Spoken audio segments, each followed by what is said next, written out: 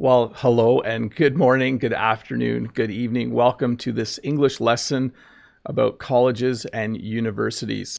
So I want to start by talking about the difference between college and university. And interestingly enough, a lot of what I talk about will be very Canadian and it will be somewhat American as well, because I did go to university in the United States. But what I'll tell you right now is that a college is a place you go if you want to get a diploma to do a certain job. So if you wanted, for instance, to become an auto mechanic, or if you wanted to become a computer programmer, or if you wanted to become a nurse, if you had a specific job in mind, you would usually go to a college. A university is a place where you would go if you want to study something and possibly continue your studies after university. It's a place where you would go if you wanted to become a doctor or a lawyer or a teacher like myself. But here's what I will say. Colleges and universities in Canada and in North America a little bit are starting to blend. You can go to college to become a nurse. You can also go to university to become a nurse. You can go to college to become what we call an early childhood educator, but then you can later take 1 or 2 years at university and become a teacher. So very much, here's how I will describe the difference. Depending on what you want to do, you would need to look at whether a college or university would fit. Again, if you wanted to be a computer programmer, you could go to college or you could go to university. Both would offer different types of programs. So again, college though, you usually go, you study for 2 years or 3 or 4, and you go directly into a job. A university is almost always 4 years. And when you are done, you might go into a job, or you might continue to study. You might do your master's or PhD. I'll talk about that in a little bit. The first thing you do if you want to go to college or university is you need to apply. Most students in Canada actually apply to many universities. Usually they apply to at least 3. So they might apply to college, 1 college and 2 universities. Basically, when you apply, you're simply thinking about going to one of those places. It doesn't mean you're absolutely going. In some situations, some students will apply to just 1, but the first thing you do is apply. And most of the time, you will apply online. If you get accepted, it means the university responds to your application, and the university says, we would like you as a student. It doesn't mean you are a student there yet, because there's another step in the process, and that's for you to enroll. So let's back up. The first thing you do is apply, and then you wait, and then eventually you'll get an acceptance letter, usually via email now, that says that you have been accepted. That means the university or college wants you as a student, but you can still choose which one you want to go to. And then you would enroll at the university or college where you want to study. Let's go to the next one. You might have to take an entrance test, and some of you might be getting nervous right now when you see me putting the TOEFL test name up on the screen. But if you are not a native English speaker and you are going to a university where it is in an English-speaking country, you will most likely have to take a language test. There are different types of entrance tests. I studied French in university, and I had to take a French test. It was actually called a placement test. They wanted to see what my level of French was, so they knew what classes I needed to start in. You might have to take an entrance test.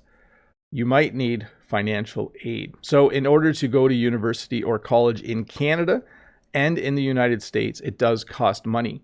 There are some countries in the world where higher education, that's how we refer to colleges and universities, is free. I know some of the Northern European countries have free higher education. You can go to college or university for free. But in Canada, it does cost money. If you don't have enough money, you need financial aid. And that comes in a number of different forms. You might get a student loan. I really like this hat or this picture of the student saying, "This is my $105,000 hat." kind of a reflection of the amount of money that they spent. But a student loan would be a loan you get from the government or from the bank that you do need to pay back, but there is no interest while you are in college or university. So you might need to get a loan. You might be eligible for a grant. Students in Canada sometimes will get grant money from the government. So the government will literally give you money, a small amount of money, to go to college or to go to university. So when you get a grant, the good thing is you don't have to give the money back. That money is yours to keep. And then you might get a scholarship. A scholarship is when you have done really well in your previous education, maybe in high school, and you have applied for and qualified for and been awarded a scholarship. So a scholarship is usually just money that you get. You do not have to pay it back. Sometimes it is an entrance scholarship, so you get it once. Sometimes it's called a full ride scholarship, which means all 4 years are paid for. So scholarships are very, very cool. And then all of this, of course, is related to tuition. Tuition is the money you need to pay in order to go to college or university. So there's the scoop. When I went to university, most of the money that I used was from my part-time job and from student loans. When I was done university, I had a lot of student loans to pay off. You will then choose a program of study. So your program is what you are studying. When I was in school, my program was education. My other program was French. So my program of study was education and French. I also studied American history, but I'll get to that in a sec. You will usually, in a university, choose a major and a minor, okay? So in a college, you choose a program. In university, you choose a program as well, but you choose a major and a minor. Generally, at a college, in Canada at least, you would choose to, let's say you wanted to be an electrician. That would be your program. In a university, though, you might choose a major. My major was French and education, so I had a double major.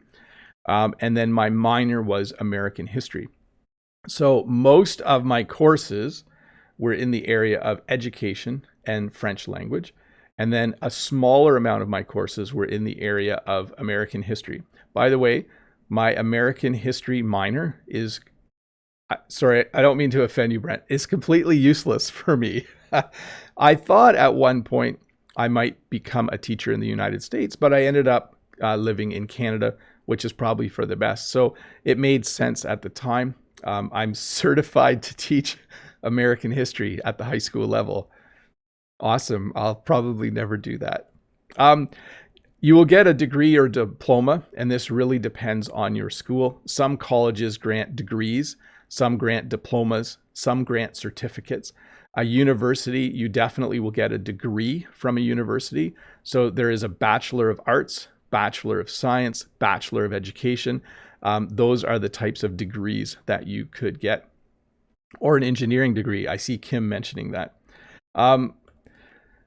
A university or college itself, the place where it is located is called a campus. Okay, so the campus could be just outside of a city, and it could be a beautiful campus outside of a city.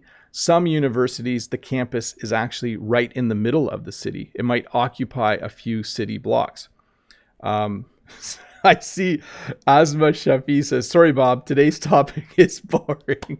So Asma, I will tell you something. When you learn a language, you have to learn everything. So sometimes when I'm learning French, I find the topic boring, but I always say to myself, I need to know this.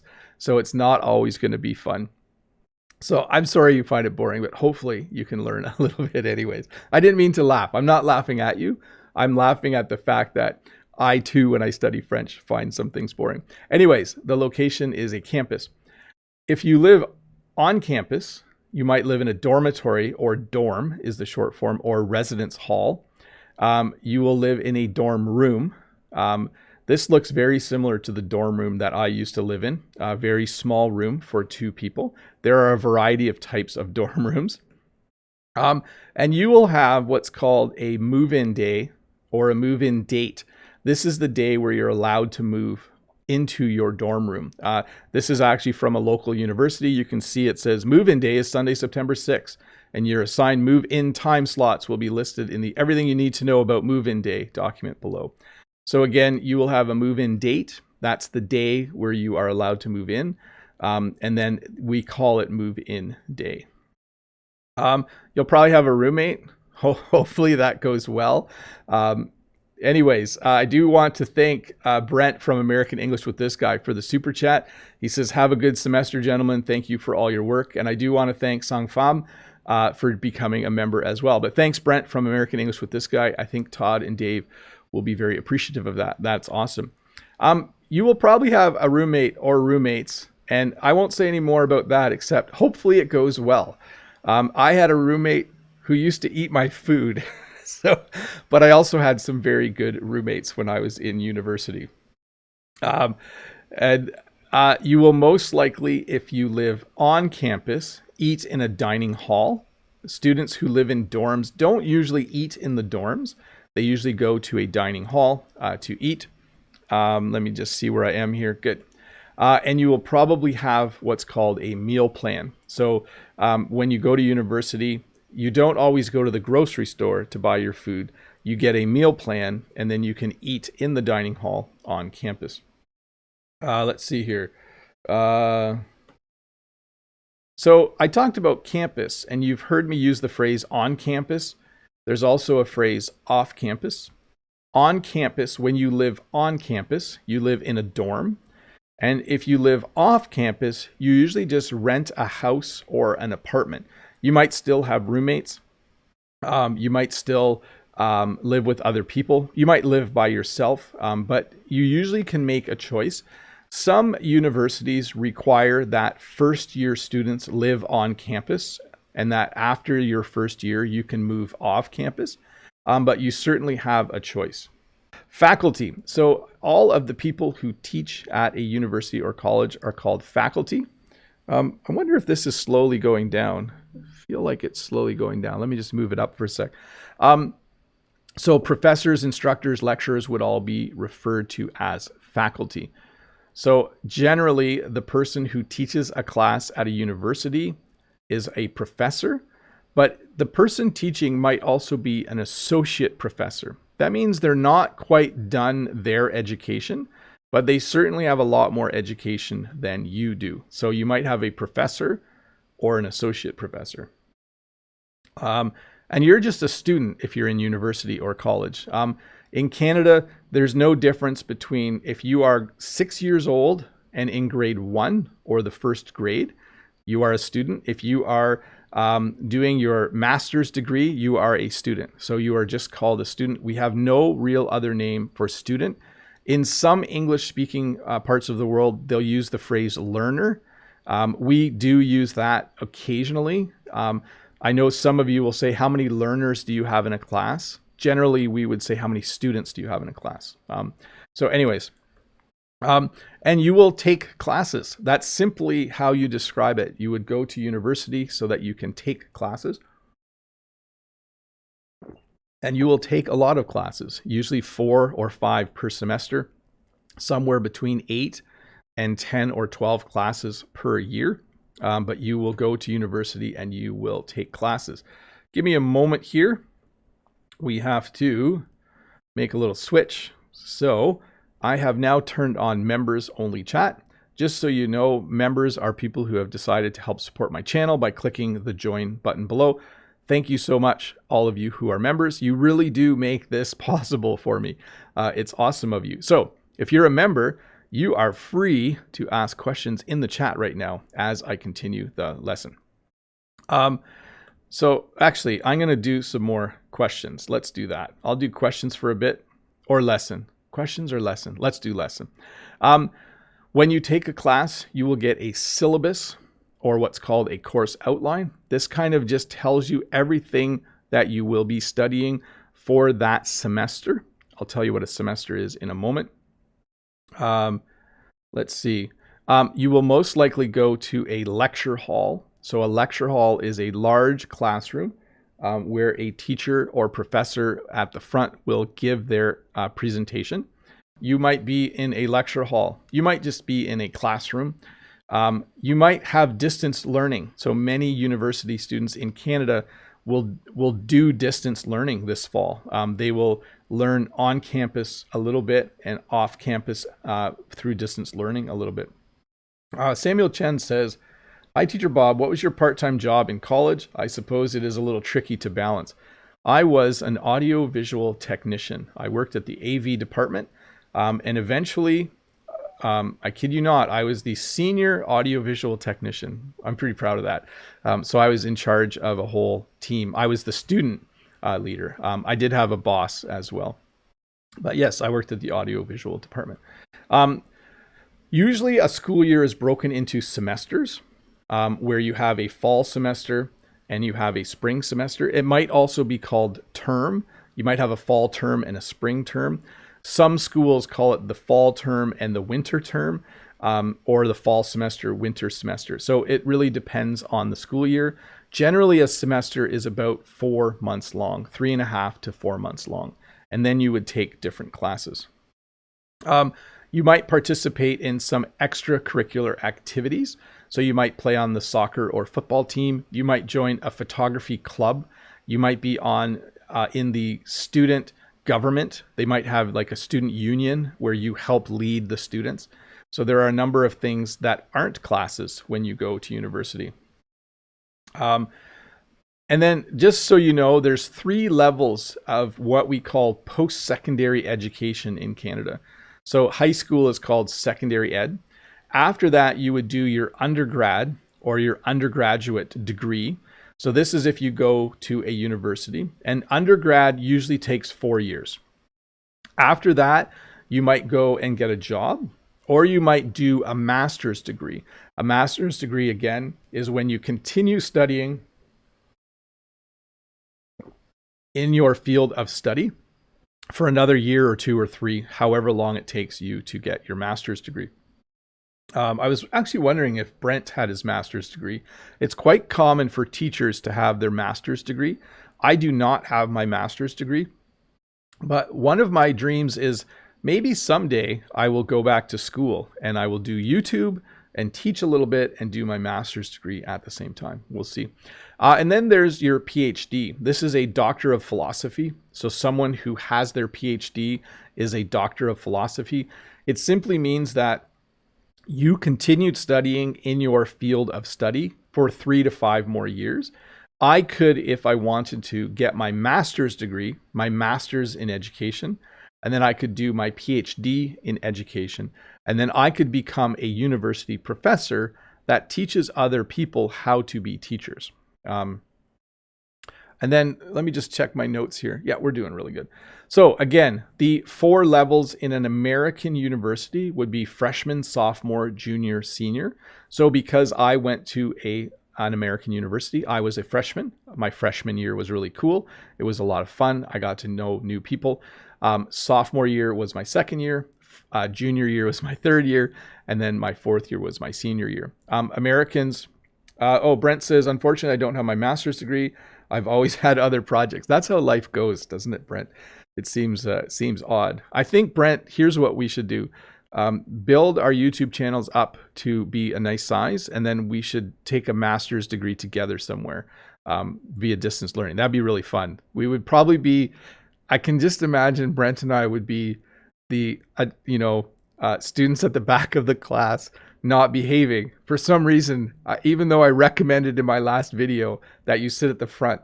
I would imagine it might not go well if Brent and I took a class together. Anyways, those are your 4 levels. And then Madi says, you have a master's degree in our hearts. Thanks, Madi. That's very kind of you to say that about Brent and myself. And then eventually, when you're all done, I know I jumped forward quite a bit, but eventually you go and you have graduation. So after 4 long years, or after 2 years if you're in college, 3 years in college, 4 years in college, 4 years in university, you will have a graduation. And this is a ceremony where you go and you would obviously get your diploma. You might wear a cap and gown, By the way, I'm not sure the direction things go, but the cap has a tassel. I think you move it from right to left after you graduate. And then I think when you get your master's degree, you move it back, but I don't know all the details. Brent says, we would do the opposite of your last video. Head down, back of class. Teachers are seriously the worst students. This is very true. Teachers are often awful students. I don't know what it is about the personality that a teacher has, but teachers are often not very good students. We get distracted easily. We tend to just read other things. We like to teach ourselves, so we get impatient when we're students as well. You might wear a cap and gown. Not all graduations have caps and gowns, and you might throw your cap in the air when you're done. That's a very common thing to happen after a graduation. All of the once the ceremony is mostly done, or when students are outside, they will throw their cap in the air. Most students will, however, write their name inside their cap so that they can find it back later. And of course, you do this because you want to get a diploma. I hope the University of California doesn't get mad at me for using this image, but this says that Bob the Canadian got my Bachelor of Arts in Computer Science. This is fake. I hope they don't get angry with me. But you do this because you want to get a diploma. A diploma is a piece of paper indicating the education that you received. So that is always a nice thing to get. By the way, in Canada, you get a diploma at the end of elementary school or grade school. You get a diploma at the end of high school, and you get a diploma when you finish a college program or when you finish a university program. You get a diploma at all three stages. When your last kid goes to university, or when your last kid goes to college, if you are married and have children, we would then say that you are empty nesters. Okay, so empty nesters would be older people who have no children in the home anymore. So you know how a bird has a nest? This is my bird. A bird, oh, you didn't see it. It wasn't on the screen. This is my bird. A bird has a nest. We sometimes say that when all of your children leave the house and when it's just you and your partner, that you are now empty nesters. Jen and I are not empty nesters. There is no phrase for full nesters. You could say we have a full house, but yes, we are definitely someday going to be empty nesters. Let's see here. Elias is mentioning the CELPIP test. I have heard of it, but I don't know a lot about it. And then sometimes, these are just some random phrases to finish off the lesson. When you are in university, you can usually do a semester abroad. So often Canadian students will do a semester in Europe somewhere. So they'll do a semester in France. They might do a semester in South America. But often Canadian students will do a semester abroad. And students from other parts of the world sometimes come to Canada for one semester to do a semester abroad. And then this is something I did sometimes when I was a university student. Sometimes you skip class. So this person is sleeping in. It's not required to be in class at most Canadian colleges and universities. You have a hard time passing the class if you don't go every time there is class, but some students skip class, sometimes far too often. And then some students, when they are studying, will pull an all-nighter. This is when you stay up all night studying for a test or for an assignment. Just let me do something here for a sec.